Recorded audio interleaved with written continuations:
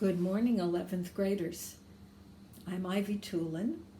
I am the Warwick Village Historian for Warwick, New York, and we're here today to just talk about a Lenape Indian lesson that I am sending to you and your teacher so that you can actually touch some of the artifacts that have been found here around Warwick.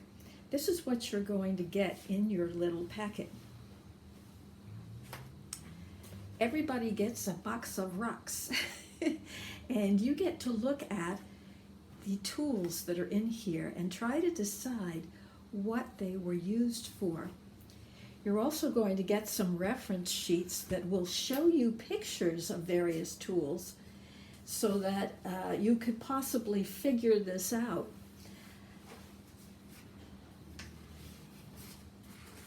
So we have something that looks like this and a much easier one as well.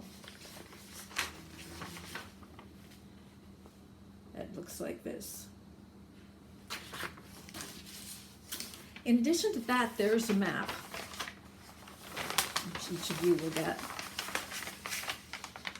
And this is a map of Warwick. The circles in red are areas where there were Lenape settlements in the Warwick Valley area, and the yellow lines show you the pathways that were taken to each of these different settlements.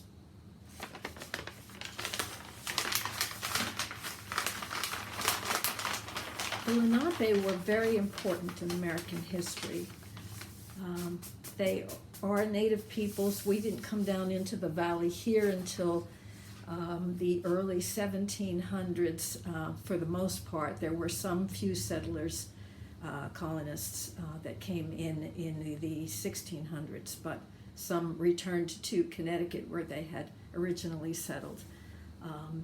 When they came here, they met the Lenape, who were not just hunters and gatherers, but were also farmers here, and they already had orchards and fields, and their main crops being corn and also different kinds of squash, which were important to their diet, which they supplemented with fish and game that was here. The Lenape were important because they were one of the first tribes to make a treaty with the Patriots.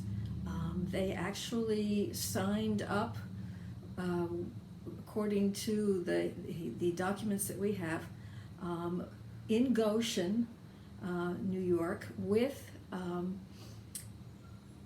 George Washington's troops to assist in the battles. They were promised a lot of things. They were promised that they would be able to be their own state. They would have their own place, and that they would have representation in Congress. That, of course, didn't happen, like so many other things that we promised them. But we learned a lot from the Lenape about their culture, their beliefs, which were quite beautiful. They didn't understand why we put up fences, because property, you didn't own property, the property owned you. You were part of the earth. You just didn't own a section of it. So they were quite confused by things like stone walls and split rail fences. We also learned a lot about their techniques of fishing and hunting. They were valued for what they could tell us about where the best game was. They also, they made beautiful things. Everything they used, they made themselves, which was one of the things that taught us to be self-sufficient here in this valley as we're surrounded by mountains. One of the things that they made were incredible baskets that were quite beautifully colored with various plant juices and materials. And they eventually sold those to us as some products that they were able to then sustain themselves. The economy had changed greatly at that point. But the Lenape people, gentle people, an intelligent people, they kept careful records of their history and their family stories. And they were really all over this valley. If you look at the map, you'll understand in all different directions where they settled here in the Warwick Valley, because it was so open and so easy for us to be able to get the game, to be able to track the game. And the hunters that would come later did not have the sense of conservation, of taking only what you need, that the Lenape had. And so people like, in history, like Frank Forrester, Henry William Herbert, it was his real name, would shoot hundreds and hundreds of partridges, for instance, or other game birds in a single day, and not think anything of it, whereas the Lenape would use only what they needed.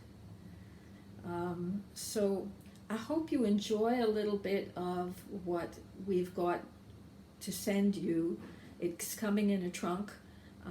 All of you will get to see it.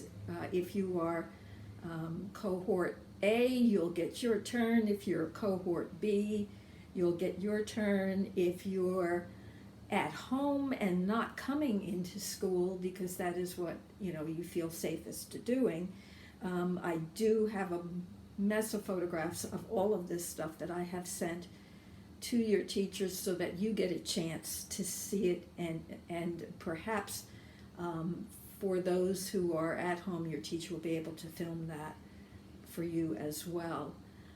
So we hope you enjoy the lesson, and I'll see you, I hope, sometime soon when we're permitted to come back into your schools with our little fancy trunks and all of the things that we love to share with all of you.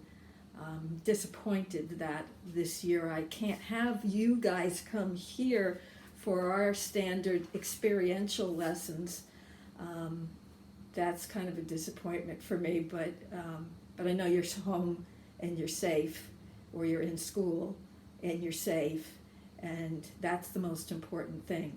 So enjoy this, and then we'll see what we can arrange to send you again later on in the year as you get into the Revolutionary War period and the setting up of the government and the Civil War and so on and so forth. So enjoy this lesson, and we'll see you, I hope, someday soon.